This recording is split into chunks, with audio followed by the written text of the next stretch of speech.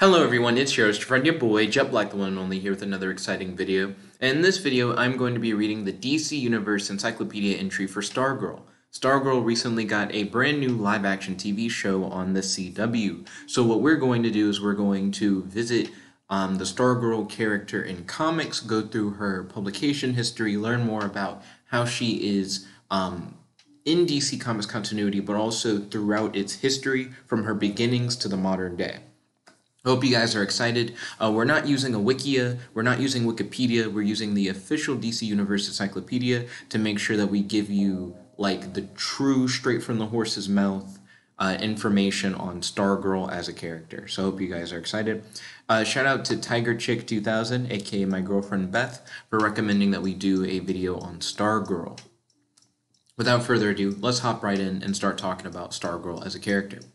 Stargirl, the proud wielder of the cosmic staff, Courtney Whitmore has fought evil as a member of the Justice Society and the Justice League. Her aliases are Courtney Elizabeth Whitmore, Star-Spangled Kid, and Star. Her first appearance was in Stars and Stripe No. 0 in July 1999.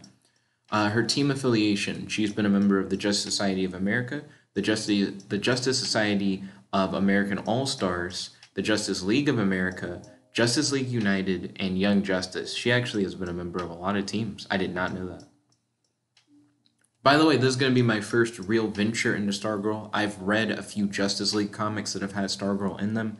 I've even read a couple of Justice Society of America comics that have had Stargirl in them, but I don't really know a lot of the character, so I'll be learning about the character as you do as I read through the entry. And this isn't just going to be a reading, by the way. This is going to be my commentary. So I am going to stop on occasion and comment on the stuff that I'm reading. As a teenager growing up around Los Angeles, all Courtney Whitmore cared about was shopping and boys. But when she moved across the country with her mom and her new stepfather, she fell into a whole new life and discovered what she was really capable of. When she discovered that her new stepdad wasn't as much of a dweeb as she thought he was, and in fact was once a DC superhero.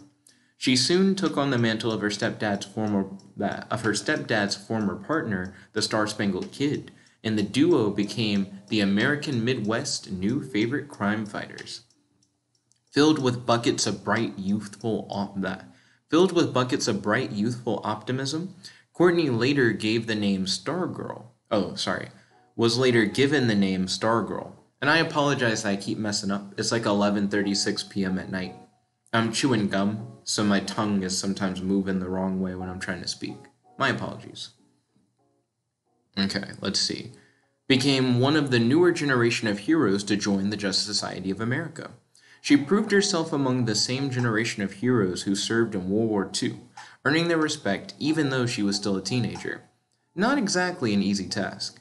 She would later become a member of two different iterations of the Justice League.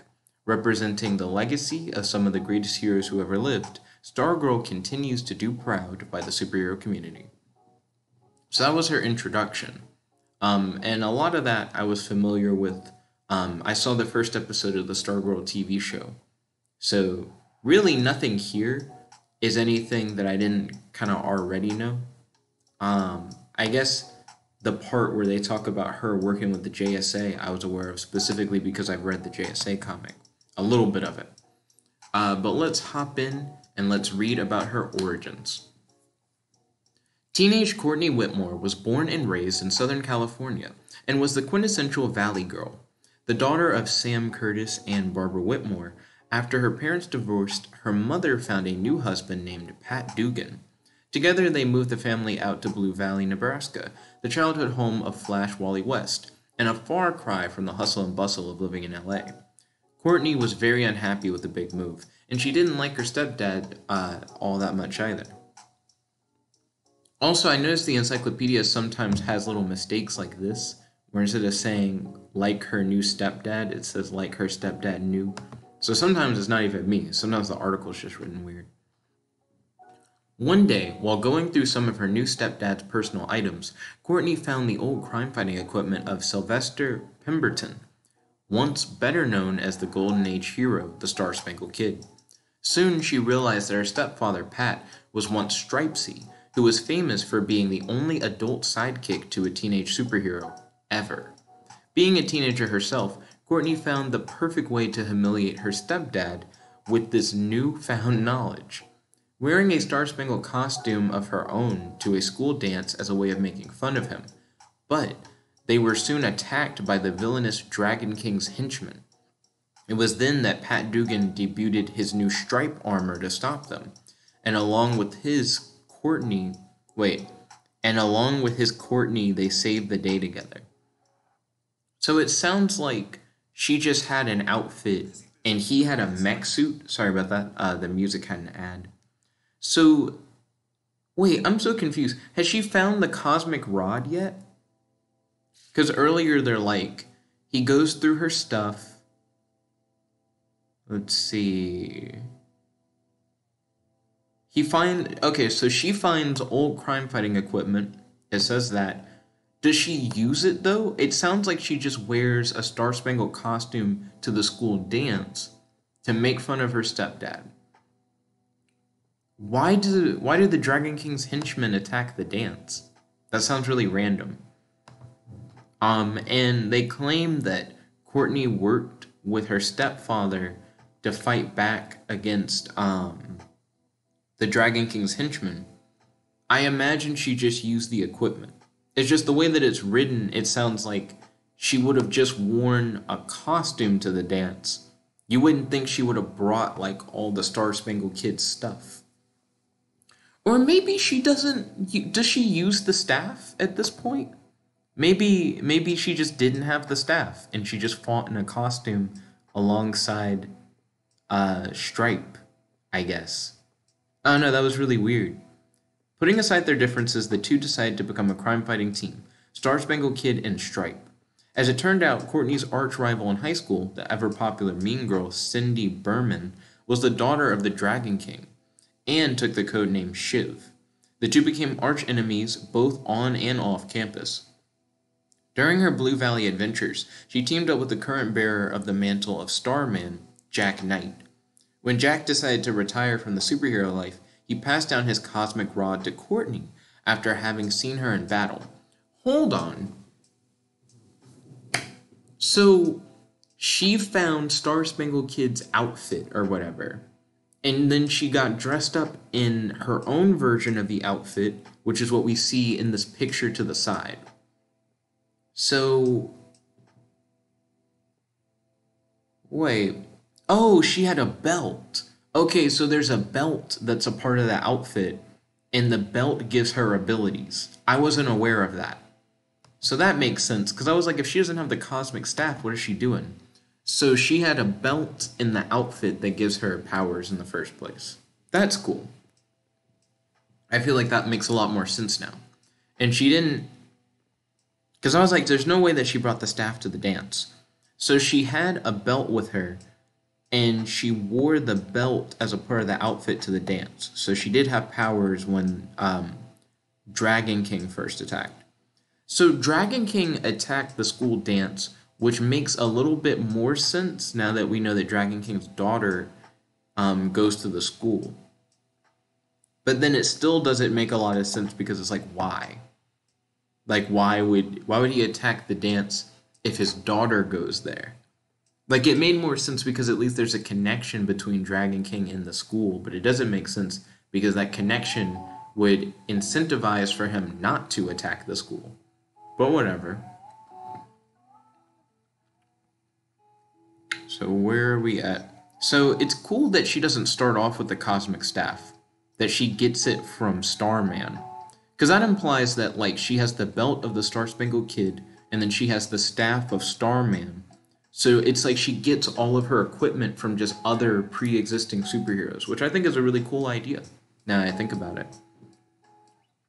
It's like if you got, like, batarangs and stuff from Batman, but then you also got powers from, like, platinum kryptonite from Superman. You know, like you're piecing together a DC superhero out of, like, parts of other DC superheroes. So that's nice. I dig that.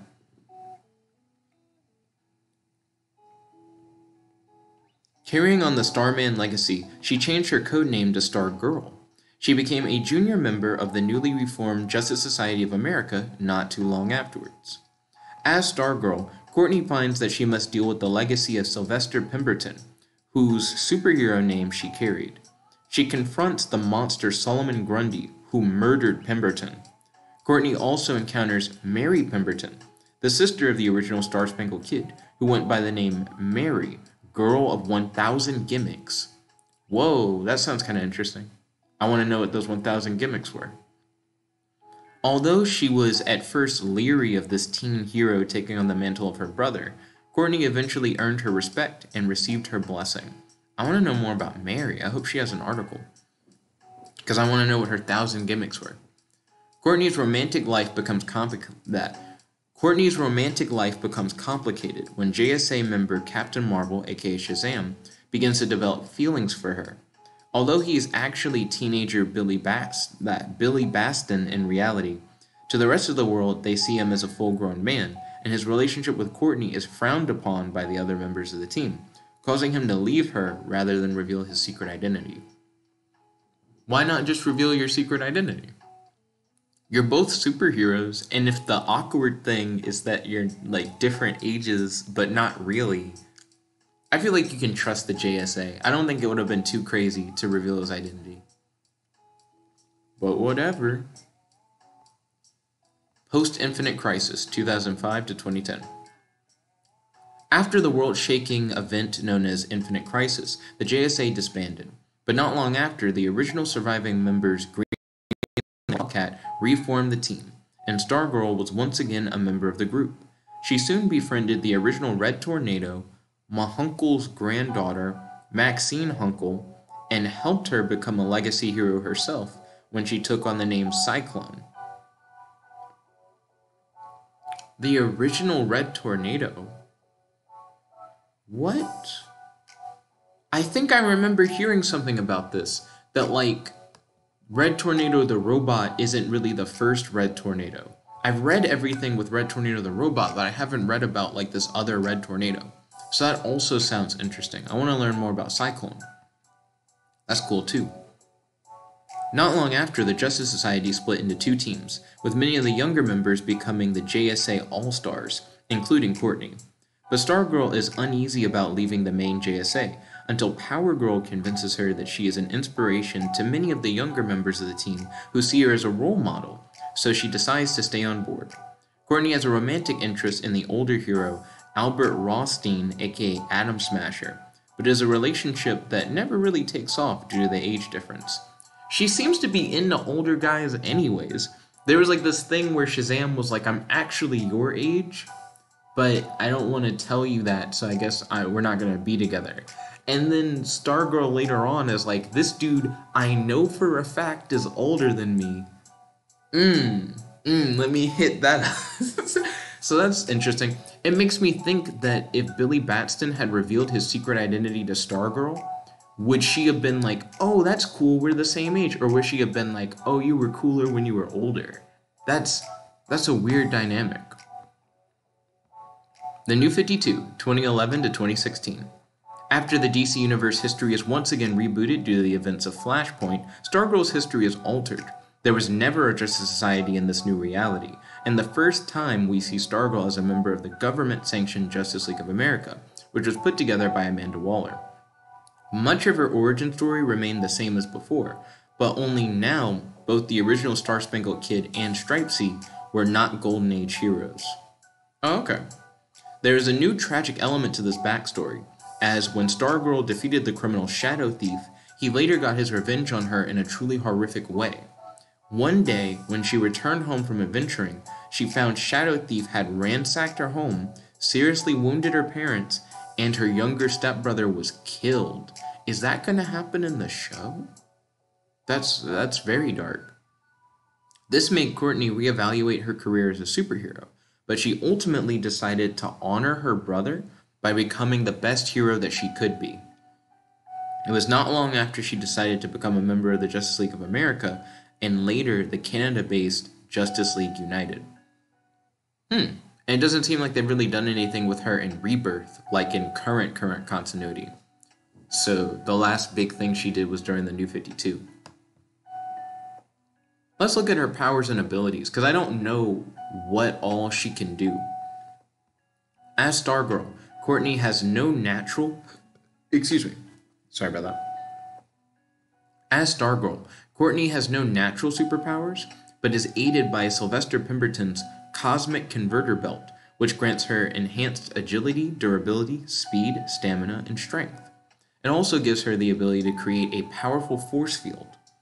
Courtney's most important weapon is another legacy item from a renowned superhero, as passed down to her from Starman is the Cosmic Rod, which gives her the ability to fly and create energy projections. As part of her time serving with teams like the JSA and the Justice League of America, she's had extensive training in various forms of combat, as well making her a formidable opponent even without all of her amazing gadgets. I just realized she has a ton of team affiliations, but when you look at like her storylines and everything, like her origins, she doesn't have a lot of those team affiliations anymore because they just never happened. Continuity shifted. Also, when you realize that like you just finished reading her origins, like that was only her origins, and now you're getting into the storylines. So this is going to be interesting. A Chill Day in Opal, Stars and Stripes number 0, July 1999.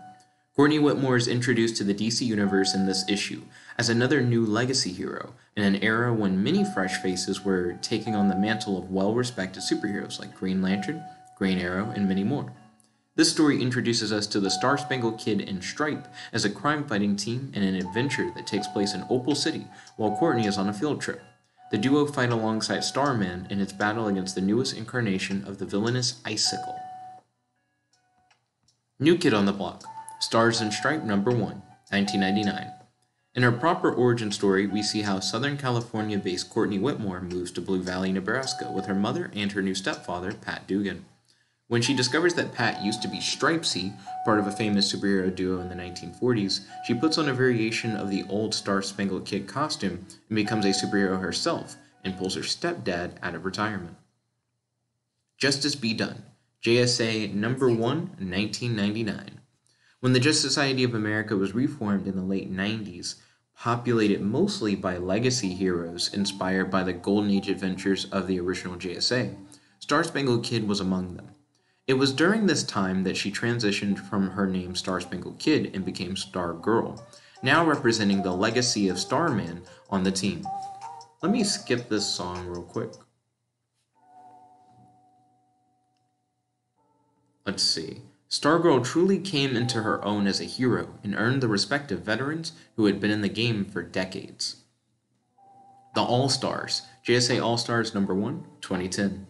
After the younger members of the Justice Society and the elder statesmen find themselves split down the middle over how best to proceed as superheroes in the 21st century, the JSA then divides into two teams. The majority of the JSA's younger members form a new team called the Justice Society of America All-Stars. And despite her loyalty to her senior members, Power Girl convinces Stargirl to join this new team. It was during her stint on the Splinter Group that Courtney became especially close to the heroine Cyclone. I'm actually really interested in the concept behind JSA All-Stars, but it feels so weird because I know it's like some of her more recent stories, but none of it is in continuity. I really want them to do more stuff like this. World's Most Dangerous, Justice League of America, number 1, 2013.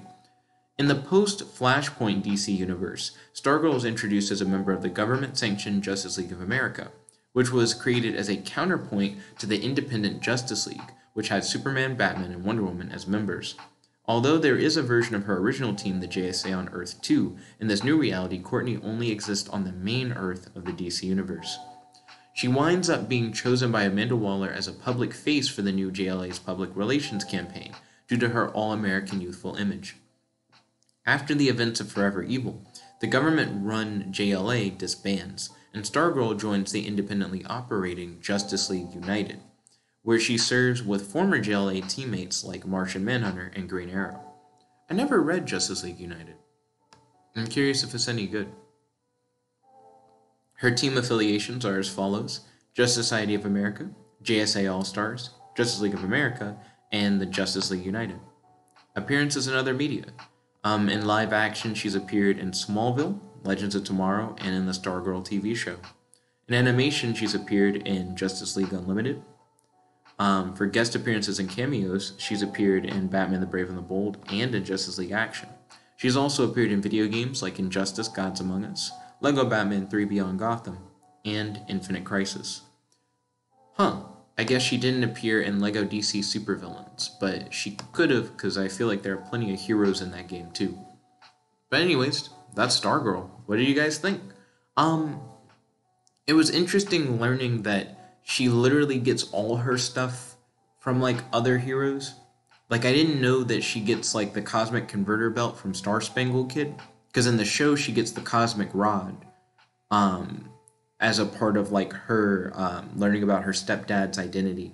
That's what she finds in his stuff. So her having the belt makes sense because that is like a Star Spangled Kid thing. But it's cool that she has the belt and that she has the staff and that she inherits them from different legacy characters. I think that's a really cool idea. I want to see more characters like Stargirl who are like the direct consequences of older heroes existing and passing down their stuff.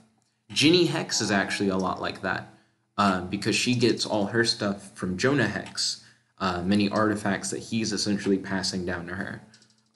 So this is like a cool idea. As a matter of fact, I would love to see like Stargirl and Ginny Hex maybe team up because they seem like they're kind of similar characters. I hope that you guys enjoyed this DC Universe Encyclopedia entry. If you guys have any questions about it, definitely let me know in the comment section below. And also let me know what DC character should I do next for the DC Universe Encyclopedia entry series. If you guys haven't checked this out already, feel free to check out my video, These Superheroes Do Not Exist. It's a new project that I'm working on, and I would love to get you guys to go over to that video, give it a quick look over, and let me know your thoughts on like the main idea of the project. Thank you all once for tuning in. Thank you all once again for tuning in. This is your host, your friend, your boy, Jet Black the one and only. Log it out. Peace. Chicka guy.